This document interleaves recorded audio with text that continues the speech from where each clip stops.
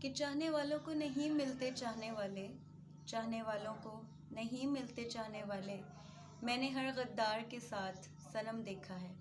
अस्सलाम वालेकुम everyone, myself Sajal Baig. I hope you all are doing great.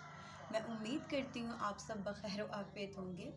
और first of all really sorry, मैं Friday को इसलिए नहीं हाज़िर हो सकी because I was too occupied due to some weird reasons.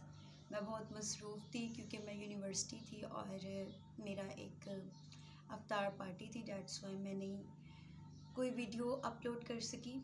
और कल का जो सूफ़ी कलाम था वो एक मेरी बहुत ही खूबसूरत व्यूवर की रिक्वेस्ट थी जिसके ऊपर मैंने वो रिकॉर्ड किया था।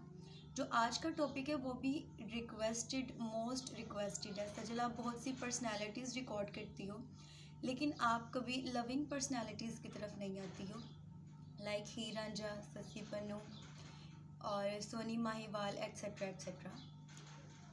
तो आज की जो स्टोरी है, चूँकि मैंने कहा था कि मैं इश्क़ मिज़ाजी और इश्क़ हकीकी का कॉम्बो लेके आऊँगी, तो जो आज की स्टोरी है वो मोस्ट फेवरेटिज़म में आती है, जो कि लैला और मजनू की है।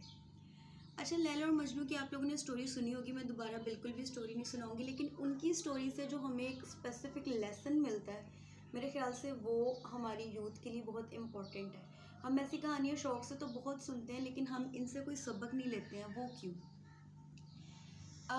मजनू का सही नाम, मतलब मजनू का जो एक्चुअल नेम था वो कैस था और ये हज़रत हसन के दौर में था। बादशाह था, बहुत मालो दौलत थी, लेकिन जब मोहब्बत हुई तो सब कुछ छूट गया, सब कुछ ख़त्म हो गया और इसने ख़ुद ही ख़त्म किया। क्यों? क्योंकि उसे मोहब्बत हो गई थी, तो जो चीज़ लैला को पसंद थी ये हर चीज़ सेल करके वो चीज़ परचेज़ करता था।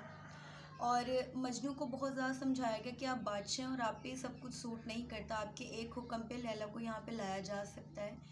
लेकिन बात फिर वही आ गई कि जब मोहब्बत करते हैं तो ख़ुद की ज़ात को भुलाना पड़ता है, चाहे वो इश्क़ हकीकी हो या फिर इश्क़ मिज़ाजी हो।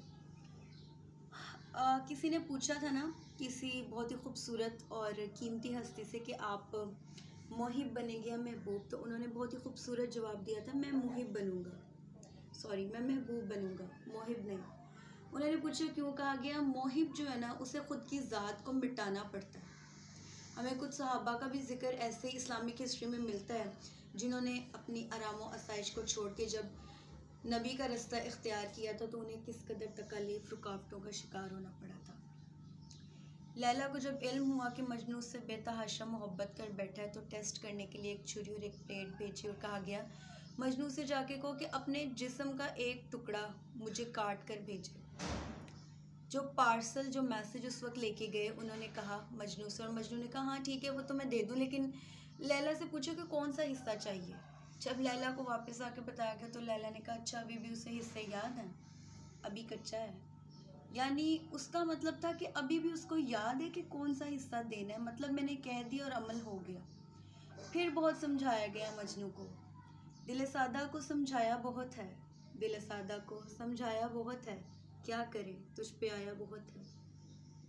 लेकिन मजनू फिर नहीं माना और उसके बाद उसने ख़ुद को वक्फ किया, उसके लिए वैसा बनाया जैसा वो चाहती थी, फ़कीर बना दिया ख़ुद को कि जब लैला एक मर्तबा बीमार हुई तो उसने न्याज दिलवाई और सबके कटोरे खीर से भरे, लेकिन जब मजनू की बारी आई तो उसने कटोरा उठा के फेंक दिया।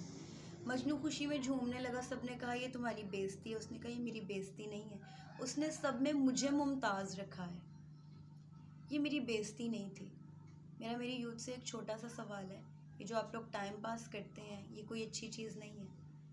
क्या जवाब देंगे मुस्तफ़ा को क़यामत वाले दिन, on the day of judgement, जब दूसरा आपका पार्टनर आपके पास सवालों जवाब के लिए आ जाएगा, क्योंकि उस दिन तो वो अदालत होगी जहाँ पे किसी की बख्शिश नहीं होनी। इस खूबसूरत से टॉपिक का इख्तिताम है खूबसूरत से शेर पे कि मोहम्मद से वफ़ा तूने तो हम तेरे हैं, कि मोहम्मद से वफ़ा तूने तो हम तेरे हैं, ये जहाँ चीज़ है क्या लोहो कलम तेरे हैं।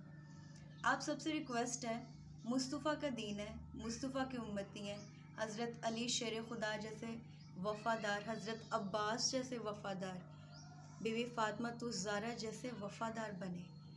ये टाइम पास और ये एक दूसरे को पुली करना छोड़ दें, वरना क़यामत वाले दिन अगर उन्होंने पूछ लिया ना तो बेहद मुश्किल हो जाएगी और उस वक्त तो नज़रें भी नहीं उठाई जाएंगी। इन स्टोरीज़ को सुना करें, मैं मना नहीं करती हूँ, सुनना चाहिए भी, बट इन पे अमल भी उतना ही करना चाहिए। आज का टॉपिक यहीं पे ख़त्म करते हैं। I will come with a new next great video. तब तक के लिए थैंक्स एंड अल्लाह हाफिज़।